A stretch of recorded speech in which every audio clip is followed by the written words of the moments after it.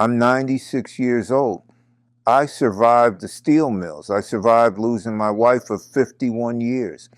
I survived more than I care to count, but I almost didn't survive being alone.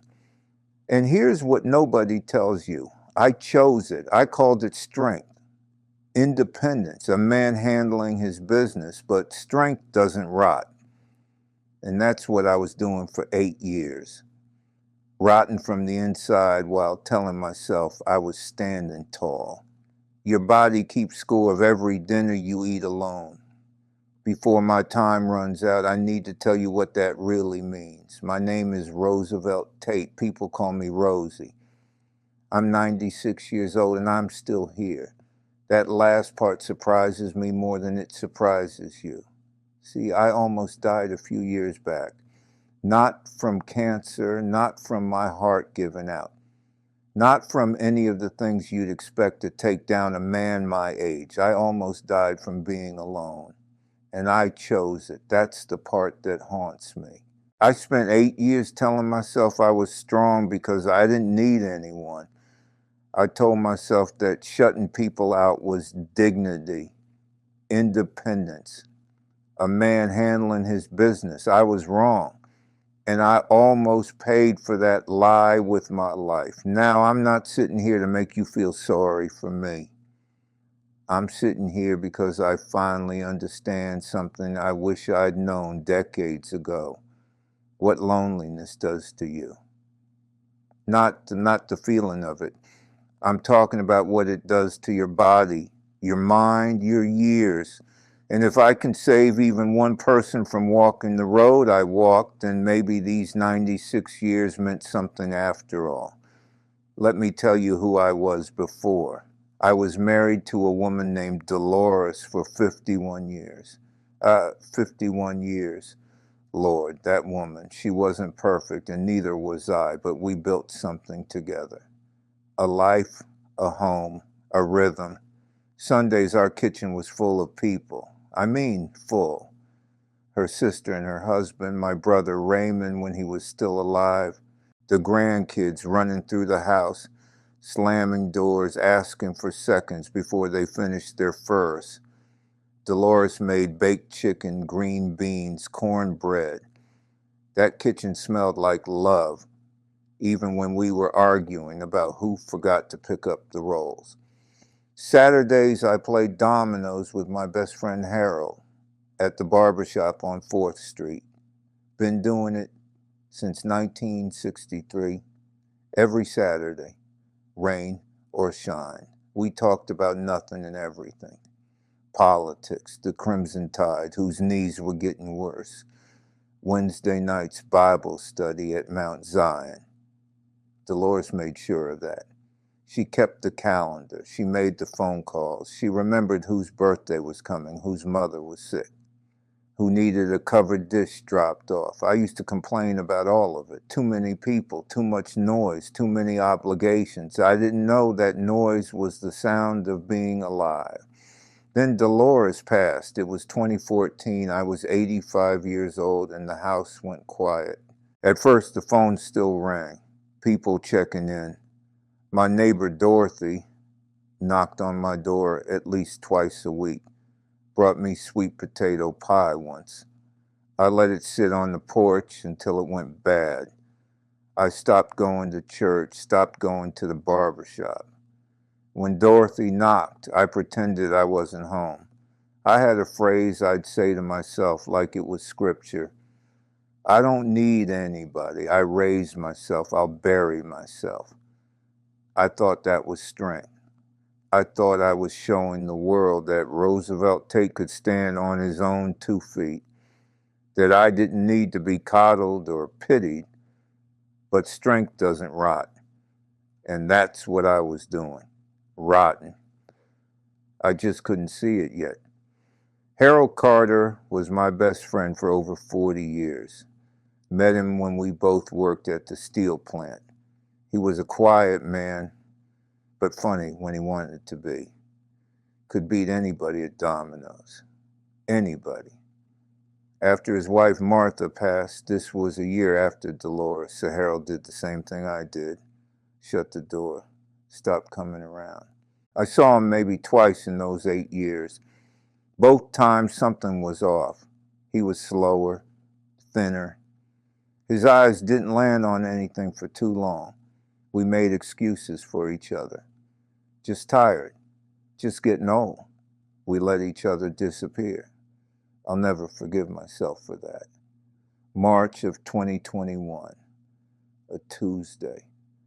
I remember because I just made coffee. Dolores' mug still sitting on the counter like always when the phone rang. It was Harold's daughter, calling from Memphis. Harold had fallen in his kitchen, alone. He laid on that floor for 2 days before anyone found him. 2 days because nobody was checking on him. Because he'd pushed everyone away, just like I had. He was alive when they found him, but something had broken that couldn't be fixed. I drove to the hospital, walked into that room. Harold was sitting up in the bed, but when he looked at me, it was like looking through fog. His eyes were there. Harold wasn't. I held his hand. I don't know if he knew it was me. 3 weeks later, I was standing over his casket. The church was half empty. Harold had pushed away most of the people who would have come. I stood in the back listening to folks whisper. He just gave up after Martha died. Shut everybody out. Such a shame. And standing there looking at my best friend in that box, I understood something that cracked me wide open. Harold didn't die of a heart attack. Harold died of empty rooms. He died of silence, of no one to talk to at dinner, of days that bled into each other because no one was there to mark them. He died of the same lie I'd been telling myself for 8 years, and I was 3 steps behind him on the same road. After Harold's funeral, I started asking questions I should have asked years before. What does being alone actually do to a person? Not the sadness of it, the biology. And what I learned terrified me. See, your body doesn't know the difference between being alone by choice and being abandoned by the tribe. It doesn't understand that you're choosing solitude because you're proud or grieving or tired. It just knows one thing. No one is coming. And when your body believes no one is coming, it goes to war. Your stress system never turns off. Inflammation builds up like rust in your joints, your heart, your brain. Your heart works harder for no good reason. Your immune system starts to give up. Your body keeps score of every dinner you ate alone. I thought about those 8 years, the brain fog I blamed on age. The tightness in my chest I told myself was nothing. The way my legs seemed to forget how to move fast even when I wanted them to. I thought I was just getting old. I was getting lonely. And my body was paying the bill. The doctors tried to tell me. They said things about blood pressure, about cognitive decline, about markers for this and that. I nodded like I understood. But I didn't really get it until Harold was in the ground. That's when I realized the hardest truth of all. I chose this. No one exiled me. Dorothy knocked on my door with sweet potato pie and I let it rot. My granddaughter called and I kept the conversation short. The church sent cards and I threw them away. I exiled myself and I called it strength. But it wasn't strength. It was fear. Fear of being seen as weak, fear of being a burden, fear of needing people, because needing people meant I could lose them again.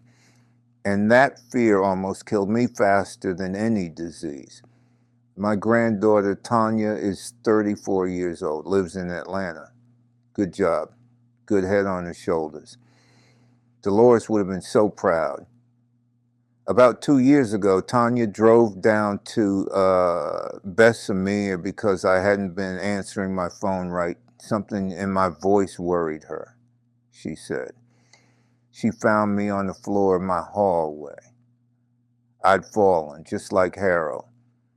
I don't know how long I'd been there, long enough. She found Dorothy's sweet potato pie still on the porch from weeks before.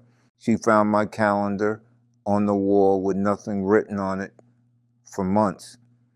She found a house full of silence and a man who had almost disappeared inside it. She sat next to my hospital bed, held my hand and said something I'll never forget. Granddad, you're disappearing, and I'm not ready to lose you too. That broke something in me, or maybe it fixed something. I still don't know which. Now, if you're watching this alone right now, I'm not here to judge you. I understand the lie you're telling yourself. I told it for 8 years. You're fine. You don't need anybody. You're just tired, just independent, just taking care of yourself. I know that lie. I know how comfortable it feels, but I need you to hear me. Being alone is not strength. It's slow poison. And your body is already keeping score. You can still answer the phone. You can still knock on somebody's door. You can still show up at the church dinner or the barber shop or the coffee shop, even when you don't feel like it, especially when you don't feel like it. I'm 96. I almost waited too long, but I'm still here. I started going back to Wednesday night Bible study, not because I found God again. I never lost him. Because I found people again. These days, there's a little more noise in my life. I let Dorothy in now. Tanya visits when she can. I even picked up dominoes again, though nobody plays like Harold. The noise isn't perfect, but it's the sound of being alive. You don't have to be alone.